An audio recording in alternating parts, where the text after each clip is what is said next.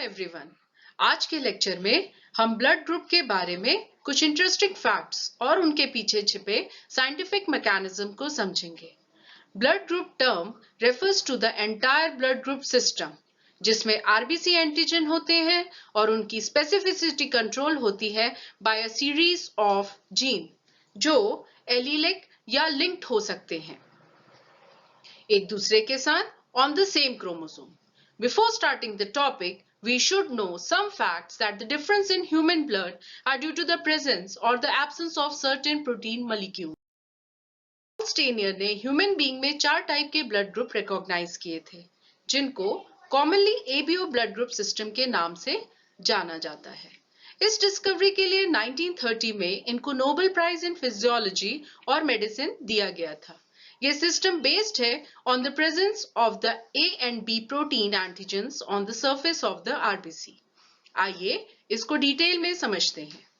ABO blood group determine किया जाता है बाय द जीन आई, जिसमें 3 अलील्स पाए जाते हैं, that is IA, IB and IC। इंसानों में 2 antigen protein A and B मिलते हैं जो प्रोड्यूस होते हैं IA, IB अलील्स के द्वारा। ये एंटीजन प्रोटीन प्रेजेंट होते हैं on the surface of RBC. इनके अलावा 2 एंटीबॉडीज भी पाए जाते हैं in the plasma of the blood and they are named as antisera A and antisera B। अब अगर हम लैंडस्टेनर लॉ की माने तो अगर कोई एंटीजन प्रेजेंट है आरबीसी में तो उसका करस्पॉन्डिंग एंटीबॉडी का एब्सेंट होना कंपलसरी होगा from the plasma of the blood. इस लॉ का दूसरा एस्पेक्ट ये है कि अगर एंटीजन एब्सेंट है तो उसका करस्पॉन्डिंग एंटीबॉडी का प्रेजेंट होना मस्ट होगा प्लाज्मा में। आइए इसको और डिटेल में समझते हैं। अगर ब्लड सैंपल को एग्लूटिनेट किया गया by antisera A and not by antisera B, then the blood group is A। दूसरी तरह से देखा जाए तो ब्लड ग्रुप A में antigen A and antibody B present होंगे। इसी तरीके से अगर दिए गए ब्लड सैंपल को एग्लूटिनेट किया गया by antibody A and not by antibody B, then the sample has blood group B।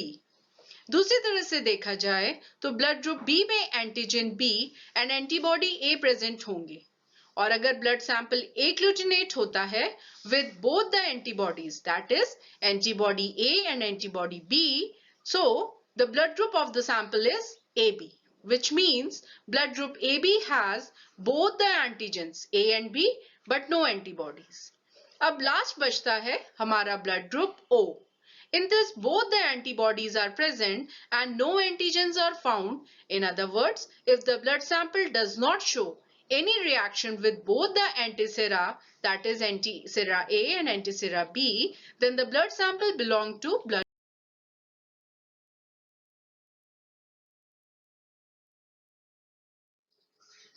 Human beings में एबीओ ब्लड ग्रुप कंट्रोल होते हैं बाय जीन I एंड इस जीन के 3 अलील्स हैं, IA, IBB एंड II.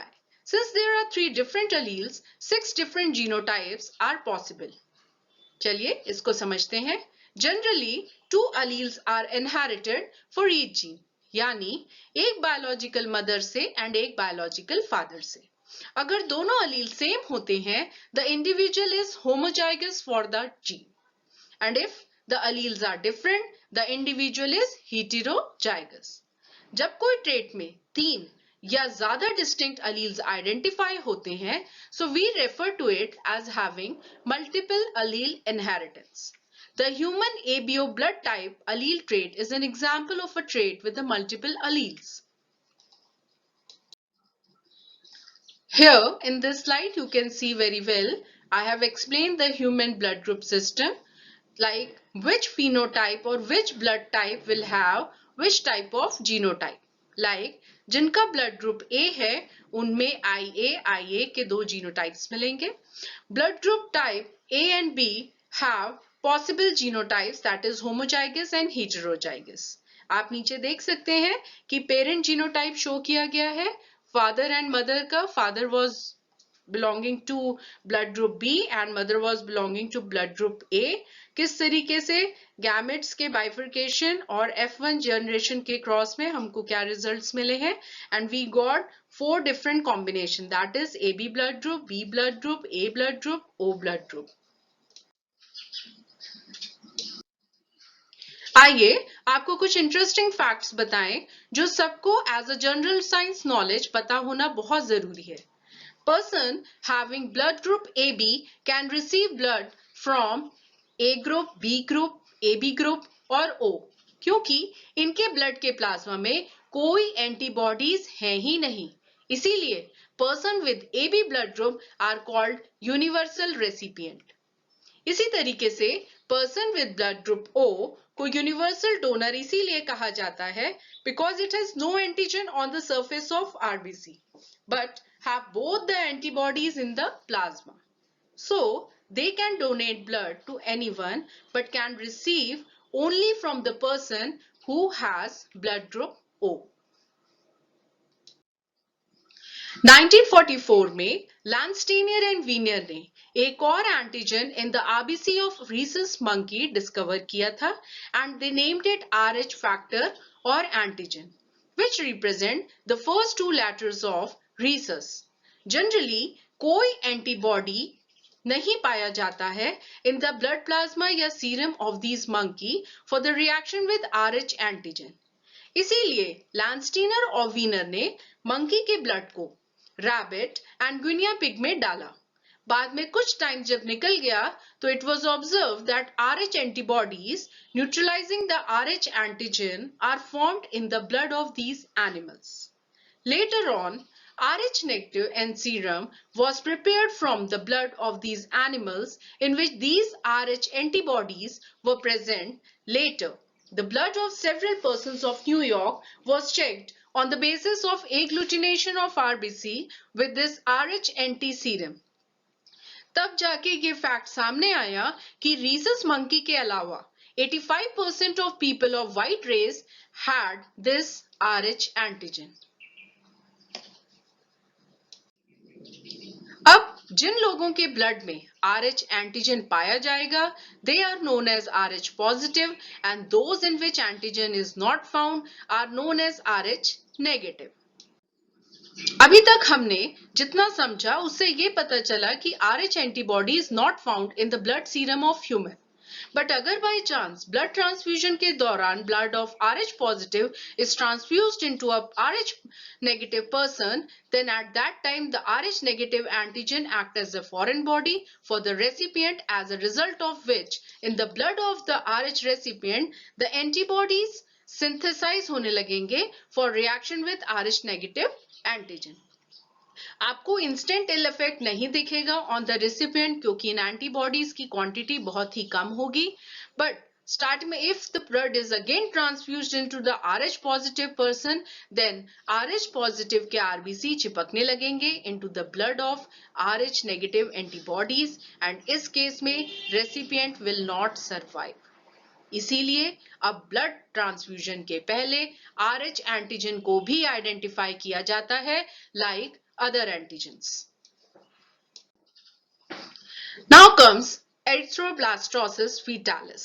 ये एक disease है जो रिलेटेड है RH फैक्टर से. ये न्यूली बॉर्न बच्चों में देखा गया है before birth during pregnancy period. ये रेयर है बट हाईली लीथल है. जिन बच्चों में ये डिजीज डायग्नोज होता है वो या तो प्रेगनेंसी के दौरान या जन्म लेने के तुरंत बाद खत्म हो जाते हैं. आइए इसको समझते हैं. ऐसे बच्चे RH पॉजिटिव होते हैं हमेशा. इनकी mother usually RH negative and father RH positive पाए गए हैं. The child inherit the RH negative factor or antigen in the form of dominant gene, that is D, from the serum of father itself. During development stage, generally the RBC of few RH negative antigen may enter into the blood of mother during any time by piercing through the placenta.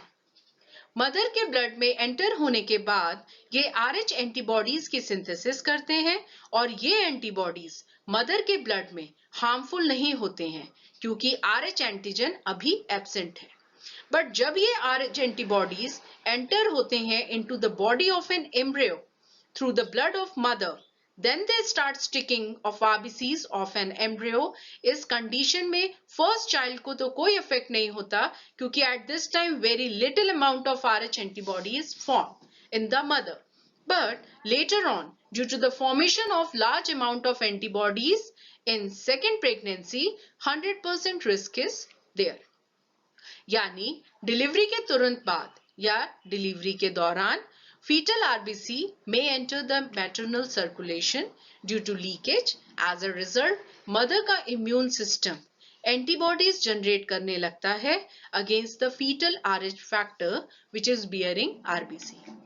First child is affected नहीं होता है क्योंकि maternal antibody delivery के बाद ही form होते हैं.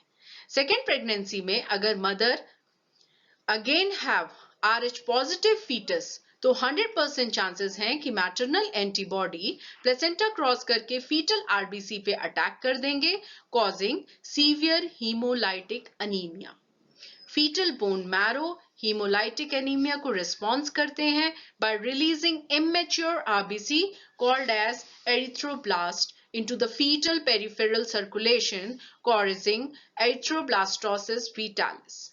Approximately 1/3 of the fetus have the mother antibody in their circulation, but only a small percentage develop symptoms of ABO incompatibility disease. ABO incompatibility is considered to be less harmful to the fetus than the RH incompatibility. At last, we will discuss the pathophysiology. The pathogenesis of the disease is feto-maternal hemorrhage. Maternal antibodies are formed against the fetus-derived antigen.